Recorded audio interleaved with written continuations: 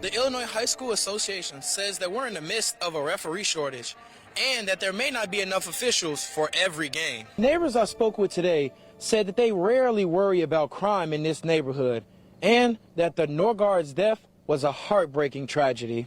John Stacy, the Sangamon County Rescue Squad, was asked to step down in July because members of the team were not certified in certain areas. You guys, I'm standing here at one of the last few areas where they're still experiencing some flooding from this morning's storm. In 2018, there were 336 mass shootings, and so far this year, we're already at more than 445. Live in students in Springfield can track school buses with an app. And with the new updates, families can now track their child's bus location. With no pandemic restrictions, fairgoers said that they were more than comfortable with coming to this year's fair. John Stacy, every year the Department of Correction brings inmates from Central Illinois to assist with beautifying the state fair. And this year was no different. But some programs struggling to find referees. State sports officials say the shortage is so severe, some teams may have to wait to start their season. News Channel 20's Andre Thomas joins us live now to explain. Andre? Yeah, that's right, Stacy.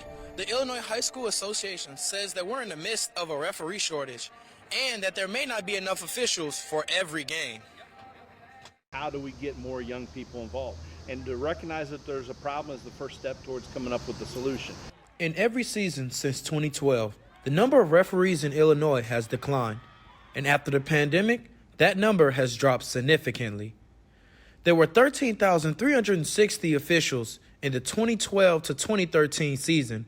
In 2015, there were more than 13,700 licensed officials. Now, there are only about 8,200 licensed officials.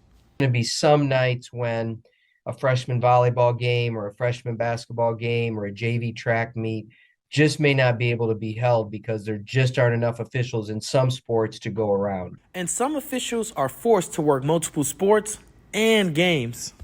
And we're just very fortunate, and football is one example of officials who are willing to work multiple nights to make sure that at least in many communities, the varsity teams get to play when they would like to on a given week. But junior varsity and varsity games and other sports still may be rescheduled, which is why head coach Mark Grounds feels more officials are still needed. To try to get more people into the profession, because obviously they're one of the most important parts of any game that the IHSA has, and we can't have any of them without officials. To be a licensed official, you need to be at least 17 years old, to be in good physical condition, and you need to take an exam. Live in Pleasant Plains, I'm Andre Thomas. Back to you, Stacy. Every weekday for years. And now that might change after equipment went out after that weekend storm. Our News Channel 20's Andre Thomas with more. John, Stacy, the Jacksonville Salvation Army is asking for donations because their freezer went out over the weekend and they lost thousands of dollars worth of meat. If anybody needs any help, they're welcome to come here. We don't go by income or nothing like that. If they come in and say we're out of food, they can come in and we will make sure they take food, that they got food home. So anybody out there that needs it, they need to come in. Who cooked them? The Jacksonville Salvation Army serves about 300 meals and feeds 150 families every week. And now serving the people of this community is a lot harder. When employees arrived Monday morning, they discovered the freezer was off and at one point it was even on fire. All of the food was either spoiled or thawed out, forcing them to throw everything away. Captain Chris Clark says, with the current budget, replacing the food and fixing the freezer won't be easy. We also have a community that has a lot of need. So we are asking the community to be generous, as we know they are, and if they can donate a few things, everything helps. And if there's businesses who want to donate larger amounts, we would certainly appreciate it so that we can fulfill the need of feeding hungry people in our community. Almost 2,000 pounds of meat were thrown out, and replacing the food will cost roughly close to $5,000. And along with replacing the food, a service technician says in order to fix the freezer, the cost will be another $5,000. The Salvation Army used their food for a free lunch program and the food pantry. And with supplies already low, Getting some help is the best way to help the community's #1 resource. Because it allows people who doesn't have access to resources to be able to come here and get what they need without having to go and commit a crime to get the basic necessities. Even after losing thousands of dollars worth of food, the Salvation Army is still serving food on the weekdays until supplies run out. Live in Springfield, I'm Andre Thomas. During last week's record-breaking heat, you certainly weren't alone, but it's the power that it took to cool off everyone's home that has officials sounding the alarm before we even hit summer. News Channel 20's Andre Thomas explains what officials say Illinois will have to put up with in the coming months. Andre? Thank you. During Tuesday's City Council meeting, CWLP said the Mid-Continent Independent System Operator is asking for the state to cut back usage. It's why they say Illinoisans should get ready for rolling blackouts and higher prices. Summer is just around the corner, and officials say that Illinois is one of 15 states that needs to cut down its energy usage. It's why City Water, Light, and Power is doing what they can.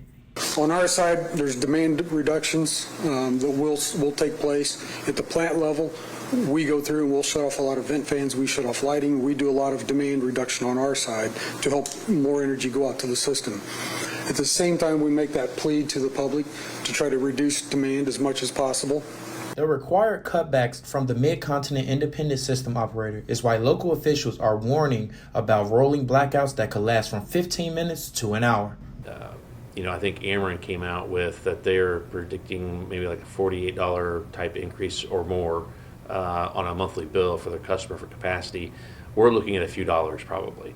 Our margin that we had to put in the auction is much smaller. Experts say the reason for these shortages and blackouts is because new generators aren't being installed, power plants are retiring much faster, gas prices are constantly rising, not to mention solar panel prices are increasing as well.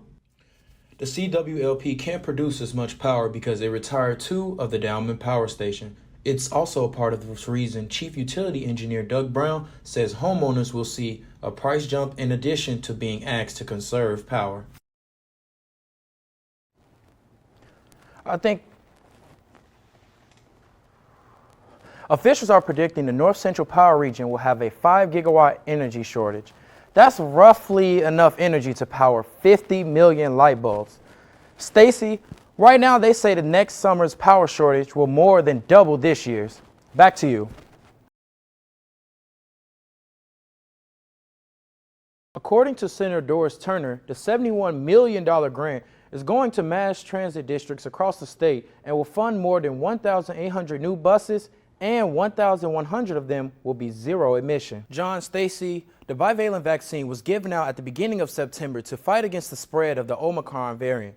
The primary is just weeks away, and officials say that voting privacy and security will look completely different than it did last time when you went to the polls.